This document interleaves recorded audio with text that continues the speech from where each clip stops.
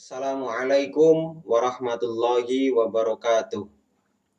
Alhamdulillahirabbil alamin. Wassalatu wassalamu ala asyrafil mursalin sayyidina wa maulana Muhammadin wa ala alihi wa sahbihi ajma'in. Pada sesi ini kita akan melanjutkan bahasan kita dengan tema perbankan syariah dalam sistem hukum perbankan nasional. Setelah beroperasinya perbankan syariah pada tahun 1992, maka kebutuhan pengembangan terhadap perbankan syariah ini menjadi suatu keniscayaan. Karena pengembangan terhadap perbankan syariah sendiri ini menjamin beberapa hal. Yang pertama, menjamin kepastian hukum. Jadi regulasi di bidang perbankan syariah memberikan jaminan baik dari sisi kelembagaan maupun dari sisi kegiatan usaha ini menjadi pasti. Kemudian berikutnya ada Equal Treatment Regulation. Pemerintah pada dasarnya dengan menerbitkan regulasi-regulasi di bidang perbankan syariah dimaksudkan untuk memberikan kesetaraan hukum antara perbankan konvensional dengan perbankan syariah. Meskipun asasnya atau prinsipnya itu berbunyi Equal Treatment Regulation, tetapi pada beberapa praktek memang tidak keseluruhannya sama. Karena perbankan syariah sendiri harus memperhatikan unsur kesesuaian dengan syariah, unsur kesesuaian dengan ajaran Islam. Yang ketiga adalah mengakomodasi kebutuhan masyarakat. Kebutuhan masyarakat dalam hal ini yaitu untuk melakukan kegiatan atau praktek ekonomi yang tidak berdasarkan pada bunga. Ini adalah jaminan-jaminan yang diberikan oleh negara terhadap pengembangan perbankan syariah dengan dimunculkannya beberapa regulasi hukum. Jika kita perhatikan dalam perjalanannya, mulai dari beroperasinya bank syariah, pada perkembangannya telah mendapatkan dukungan dalam sistem hukum perbankan nasional. Ini dibuktikan dengan lahirnya atau dengan adanya beberapa regulasi, beberapa peraturan hukum di bidang perbankan syariah.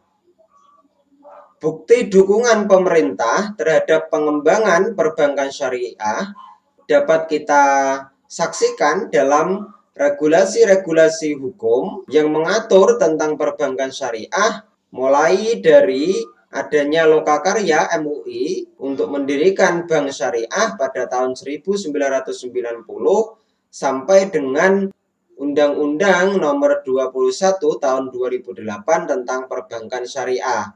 Jadi perjalanannya mulai dari tahun 90, kemudian tahun 92, tahun 98, tahun 99, 2001 sampai 2008. Ini regulasi di bidang perbankan syariah semakin berkembang dan semakin rinci dalam rangka untuk melaksanakan kegiatan usaha maupun yang mengatur mengenai kelembagaan di bidang perbankan syariah. Kalau di Undang-Undang Nomor 7 Tahun 1992 tentang perbankan itu hanya memungkinkan kita beroperasi, tetapi belum adanya peraturan pengeraturan di bidang kelembagaan dan kegiatan usaha, maka Undang-Undang Nomor 10 Tahun 1998 sebagai perubahan atas undang-undang tersebut ini memberikan legalitas kepada hukum perbankan syariah, terutama di bidang kelembagaan dan kegiatan usaha. Jadi aspek kelembagaan yang kemudian diatur dalam undang-undang ini, misalnya saja pada ketentuan umum, kalau sebelumnya di Undang-Undang tahun 1992 itu hanya mengatakan bahwa bank umum yaitu bank yang dapat memberikan jasa dalam lalu lintas pembayaran. Ini kemudian dirubah dengan Undang-Undang tahun 1998 sehingga berbunyi Bank umum yaitu bank yang melaksanakan kegiatan usaha secara konvensional dan atau berdasarkan prinsip syariah yang dalam kegiatannya memberikan jasa lalu lintas pembayaran. Jadi ada tambahan berdasarkan prinsip syariah yang kemudian dari aspek kelembagaan perbankan syariah ini menjadi lebih jelas, menjadi lebih memiliki landasan yuridis yang kuat. Kemudian dari aspek kegiatan usaha, misalnya dapat kita lihat dalam pasal 6 huruf M di undang-undang sebelumnya, yaitu Undang-Undang Nomor 7 tahun 1992 mengatakan demikian, menyediakan pembiayaan bagi nasabah berdasarkan prinsip bagi hasil sesuai dengan ketentuan yang ditetapkan dalam peraturan pemerintah. Ini kemudian dirubah dalam Undang-Undang tahun 1998 menjadi menyediakan pembiayaan dan atau melakukan kegiatan lain berdasarkan prinsip syariah. Ini menjadikan kekuatan di bidang pelaksanaan kegiatan usaha perbankan syariah menjadi lebih jelas, menjadi lebih diakomodir oleh negara. Dalam perjalanannya kemudian lahir Undang-Undang tentang Bank Indonesia yaitu nomor 23 tahun 1999. Undang-undang ini memberikan legalitas kepada Bank Indonesia untuk secara langsung mengatur dan melakukan pengawasan terhadap bank syariah. Dengan adanya undang-undang ini memungkinkan Bank Indonesia untuk menerbitkan peraturan-peraturan yang berkaitan dengan perbankan syariah. Salah satu peraturan yang diterbitkan misalnya ada peraturan Bank Indonesia pada tahun 2001, di mana peraturan tersebut ini mengatur kelembagaan dan kegiatan usaha berdasarkan prinsip syariah. Puncaknya adalah ketika lahir Undang-Undang Nomor 21 tahun 2008 tentang perbankan syariah. Diterbitkannya undang-undang ini memungkinkan ruang gerak yang tidak lagi dibatasi oleh batasan-batasan yang terdapat dalam bank konvensional yang tentu lebih restriktif terutama di wilayah investasi dan perdagangan. Jadi kita tidak lagi menginduk pada peraturan bank konvensional, tetapi kita sudah memiliki peraturan-peraturan sendiri sehingga kita lebih leluasa dalam mengembangkan kelembagaan maupun kegiatan usaha di bidang perbankan syariah.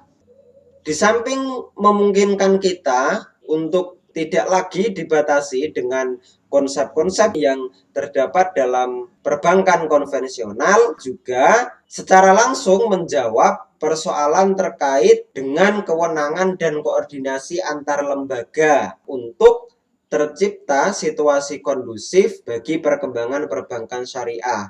Misalnya dalam pasal 50 Undang-Undang Perbankan Syariah ini menjelaskan bahwa pembinaan dan pengawasan terhadap lembaga perbankan syariah ini dilakukan oleh Bank Indonesia sebagai Bank Sentral Negara Indonesia.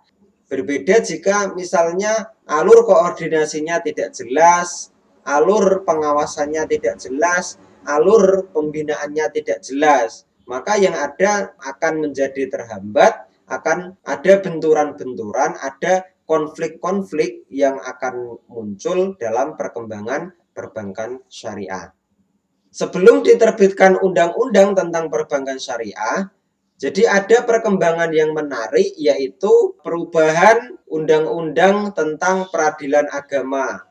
Jadi yang menarik dalam undang-undang ini yaitu ada perubahan mengenai wewenang peradilan agama.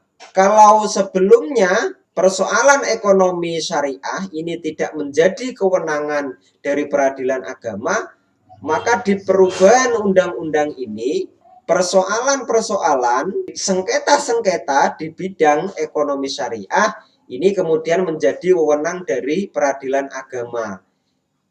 Persoalan-persoalan ekonomi syariah tidak hanya terbatas pada persoalan perbankan syariah, tetapi juga meliputi asuransi syariah, kemudian ada reksadana syariah, ada obligasi syariah, dan juga persoalan-persoalan terkait sekuritas syariah. Jadi ini kemudian semakin memperjelas bukti dukungan yang dilakukan oleh pemerintah terhadap pengembangan perbankan syariah yang ada di Indonesia. Saya kira ini yang dapat saya sampaikan tentang perbankan syariah dalam sistem perbankan nasional yang ada di Indonesia. Mohon maaf jika ada kekurangan. Wallahul muwaffiq ila aqwamit thoriq. Assalamualaikum warahmatullahi wabarakatuh.